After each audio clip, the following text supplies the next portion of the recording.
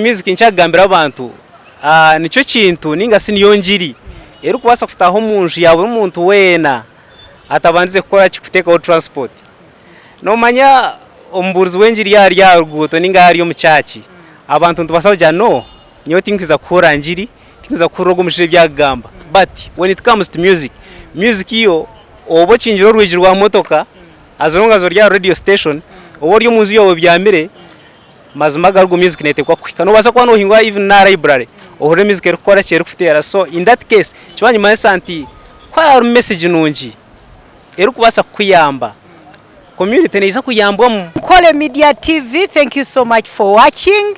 Amazina ndi Joanna ndina Julius Wire na kwakira niye ndakira Joanna nashemirwa kuba hampewo eza Kole TV. Okay, Julius no kora ki? Julius Wire no mweshongozi Owachi wa gospel sachura no mweshongozo webyeshongore byenjiri ninga se tweta gospel music. Gospel music wa mara mbwire ki? Gospel music na mara myaka 3 nko kuno muni ntambara ntyo nisima ruhanga. Okay, no jirebota, how are you seeing the gospel music industry? Gospel music industry terimbi netambaraje so far so good abukwa inde barhe mpinda hinduka kurgira una atandikire na hata hundi. Yes. Ni checho oine byeshongoro bingaye? Ine byeshongoro mushanju. Which one is your favorite song? Cheshongo cyane kikunsingira y'umunonga. Buri jo mweshongo z'cheshongo kikwanje musingira kuba kirungi ninga se kuba kikuru munonga ne cheshongo kikwa kire latest. So cheshongo cyane kisiyaka munonga ekiri kwetwa Your Love. Hati ncho cheshongo kinkwasa ujya ncho cheshongo kikusinga y'umunongo kuba kirungi. Yes. Julius, what inspired you ni church ku inspiring akweshongoro cheshongoro echa Your Love? Cheshongo echa Your Love nchigamba particularly rukundo ya Yesu. So atkunaje kujajansa rukundo y'abantu, rukundo y'abanywani bitu, abacyara bitu, abenganda n'abantu bona. Kunaje kujigita kujajansa na rukundo ya ruhanga. Nare bantu rukundo ya ruhanga mazimaga rwo teine limiti. Kana mazimaga rwo tekwayo ninungi neguma hebiro byona. So kandi rukundo y'abantu yona ihinduka mu eshayizo nubasa kushemerwa muryeje mushemererwe umukore kintu nakiri konka hagere cyashwa mukake nchikomaho. So mbweno rukundo yarhange cya mpayize munongo kugihandika amazimaga rwo limitless. Yes. Oli no yihandikire bye byeshongoro. Ibyeshongo byanye nimbihandikira. Okay, Julius.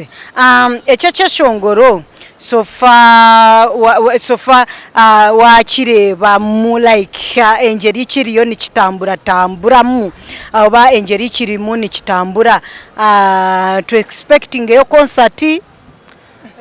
Cheshongo cyo kiriyo kitambura je kiruka speed ya mani media platforms zenjawuro konka things abajan to expecting a concert obwiro no nchwache daga gukora concert obwiro bwinji obo ine kintu cyo abo yombekire. So hati yandi munigeza ku branding ekintu cyanje kugira ngo cywase gukora konka time ubwire kubura hikeniza gukora concert konka tubwiro. Okay. Julius Wire wagiro mu gospel music wa maramwe myaka 3 ni birungi ki biwafunire?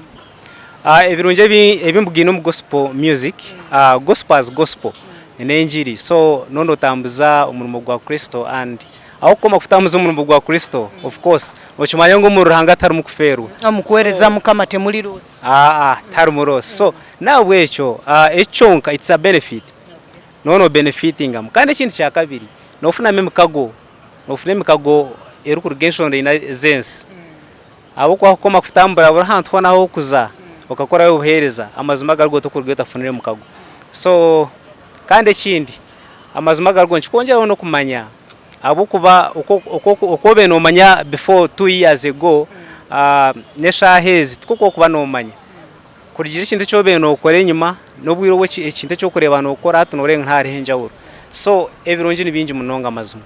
Yes. Okay, how has the gospel industry ninga see music impacted society?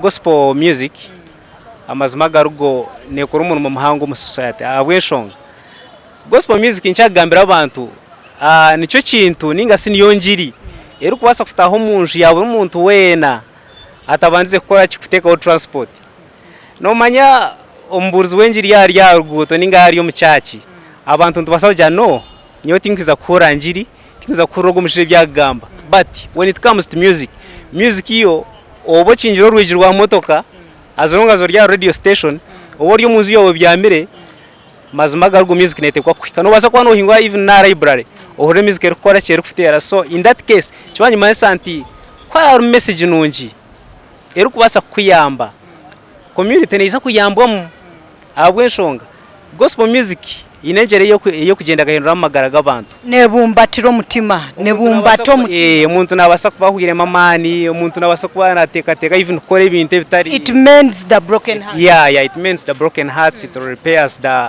the weak so mazima garugo inengere yo kuyamba mu community yitu yes okay ekindi na nyenda kubuza